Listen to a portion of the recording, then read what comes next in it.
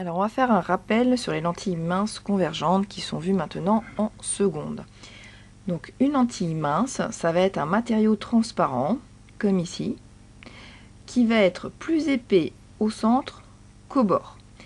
Donc par exemple, les gens qui sont hypermétropes portent des lentilles convergentes, et une lentille convergente, comme on le voit ici, ça permet de faire un effet loupe, donc ça permet d'agrandir un texte ou autre chose.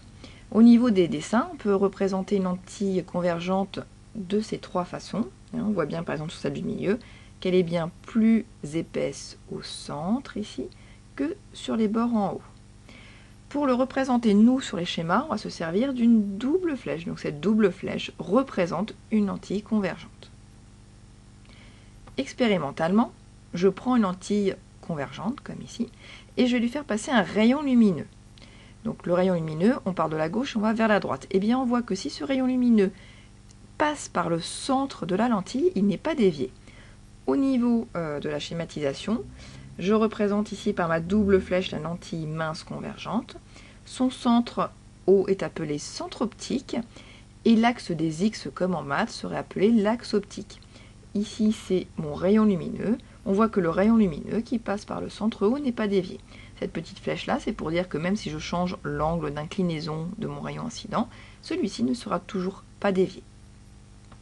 Toujours expérimentalement, je vais maintenant faire passer une série de rayons parallèles à travers ma lentille convergente. Et bien, là je vois quoi? Je vois que tous les rayons se coupent en un point, F', que l'on appelle le foyer image. Au niveau de la schématisation, ça donne ça. Ici, j'ai ma double flèche qui représente ma lentille mince convergente. Ici, j'avais l'axe optique. Ici, le centre de la lentille, le centre optique, et donc trois rayons parallèles qu'on a orientés. Orientés, ça veut dire qu'on met une petite flèche pour dire dans quel sens va la lumière. Par convention, la lumière va de la gauche vers la droite. Ces rayons arrivent jusqu'à la lentille et vont se couper au point F', le foyer image. Maintenant, je vais faire passer des rayons par un point F. Ce point F est le symétrique de F' par rapport à la lentille. Et au passage, vous voyez qu'ici, j'ai changé de modèle de lentille. Là, on avait ce modèle-ci, là, on a ce modèle-là. Ce sont toutes les deux des lentilles minces convergentes. Donc, les rayons lumineux arrivent en passant par le point F, et on voit qu'ils ressortent parallèles à l'axe optique. Au niveau de la schématisation, ça donne ça. La double flèche représentant la lentille. Ici, l'axe optique, le centre haut de la lentille, et j'ai tracé trois rayons qui passent par le point F et qui ressortent parallèlement à l'axe optique. Donc le point F est le foyer objet. Et comme on l'a dit, F et F' sont symétriques par rapport à O. Si on fait un schéma global, en bleu l'axe optique, en noir ici la lentille convergente, O est le centre optique, F' est le foyer image, F est le foyer objet. F et F' sont symétriques par rapport à O. On va appeler distance focale la grandeur algébrique OF'.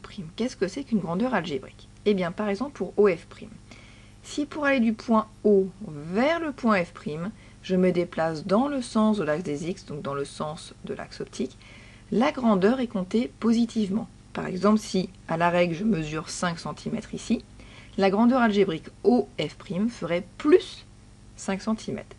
Si par exemple je m'intéressais à la grandeur algébrique OF, donc notez OF avec une petite barre au-dessus comme ici, et ça ferait 5 cm également vu que les deux sont symétriques, et bien la grandeur algébrique OF ferait moins 5 cm.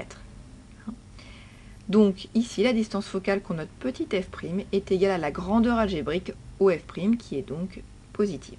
Et on doit l'exprimer en mètres. L'avergence, c'est quelque chose que les opticiens utilisent. Par exemple, quand on vous dit que vous avez plus 2 ou moins 2 à un œil, c'est ça, c'est un nombre en dioptrie, c'est-à-dire que l'avergence notée C, c'est égal à 1 sur OF', c'est 1 sur la distance focale.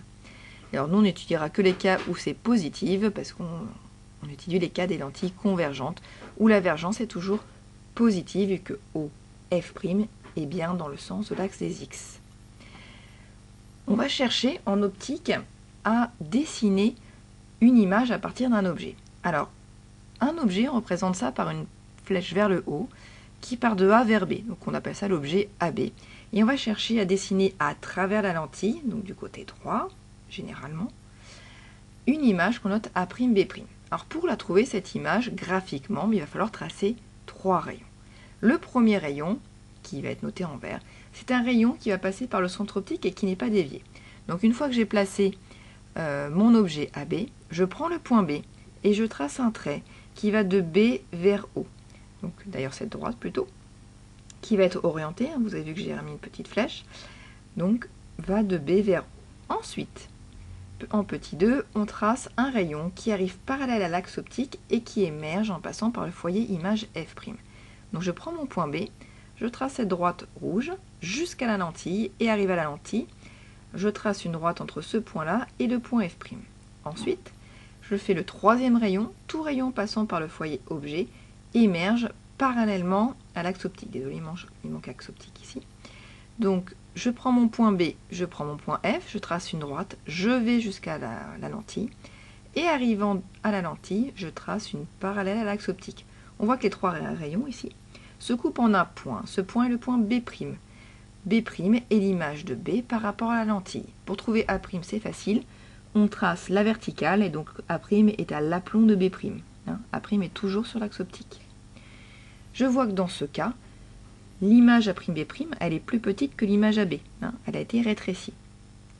On dira également que cette image est retournée, hein, renversée plutôt. Pourquoi? Parce que là, la flèche va de A' vers B' vers le bas, alors qu'avant, elle allait vers le haut. On dit aussi que A'B' est réel. Dès que votre image est du côté droit de la lentille, elle est réelle. Si il vous arrive de la trouver du côté gauche de la lentille, on dit qu'elle est virtuelle. C'est le cas de ce schéma-là.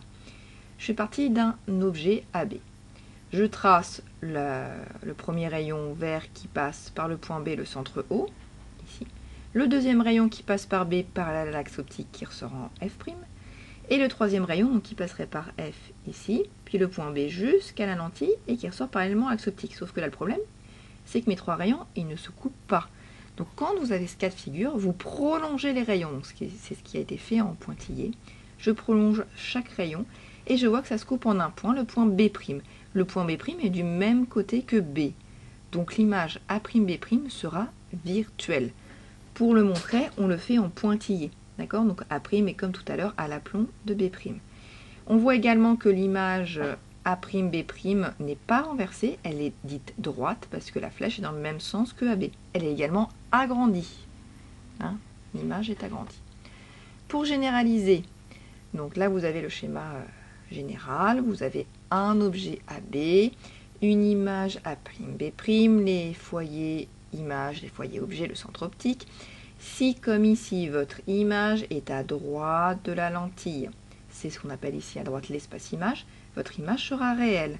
Si l'image est dans cette partie-là gauche, qui est l'espace objet, votre image sera virtuelle. Il faut savoir qu'une image réelle, on peut la visualiser par un écran qu'on place derrière la lentille. Donc, par exemple, si ici on place un écran, par exemple une feuille blanche, on pourra la visualiser, l'image A'B'. Si par contre votre image elle est virtuelle, donc elle se situe par là, on ne peut pas l'observer sur un écran. Enfin, comme on l'a dit, une image est dite droite si elle est dans le même sens que l'objet et renversée lorsqu'elle est dans le sens inverse. Sur mon schéma ici, A'B' est renversée.